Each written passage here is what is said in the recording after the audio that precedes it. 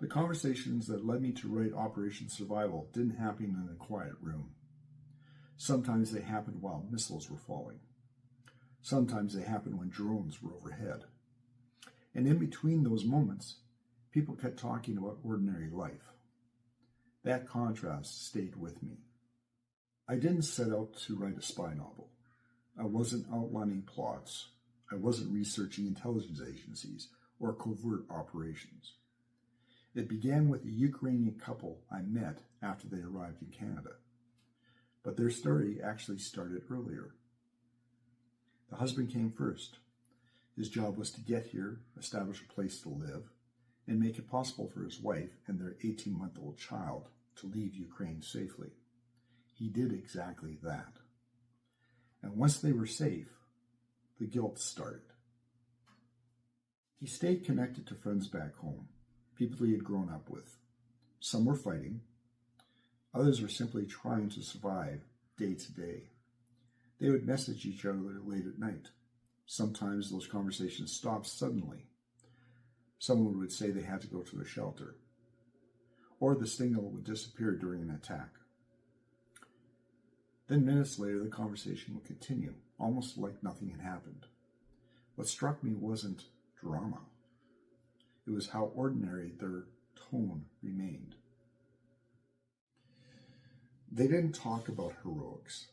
They talked about power outages, cold apartments, phones that stopped working when the grid failed, the quiet uncertainty of whether someone they knew was still alive.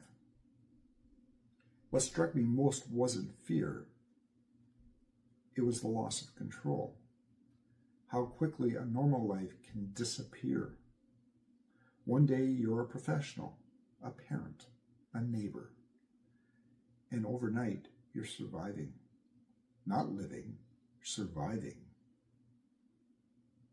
That distinction stayed with me. Part of my background is counseling. So when people talk, I tend to listen for what's underneath the words.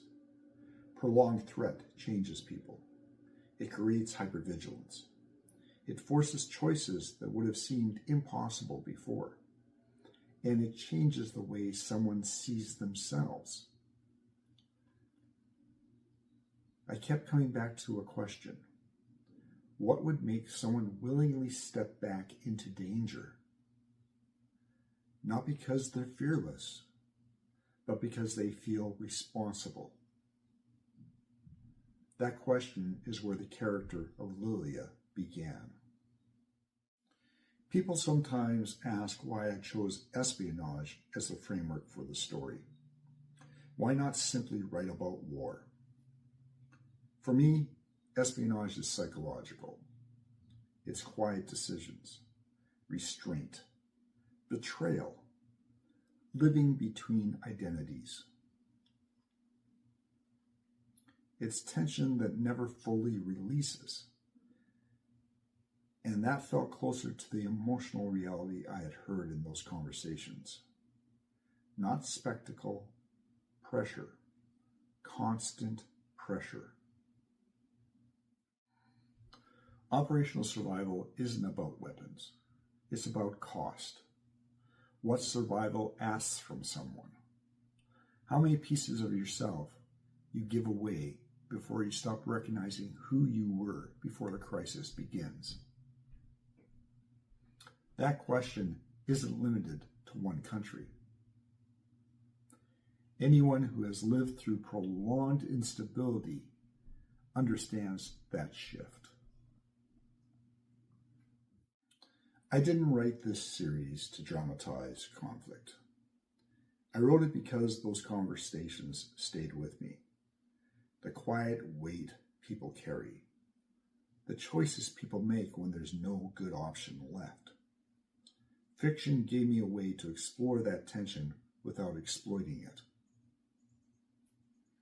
On this channel, I talk about that tension through scenes, through characters, through the psychological architecture behind the story. Because survival isn't loud. Often it's quiet.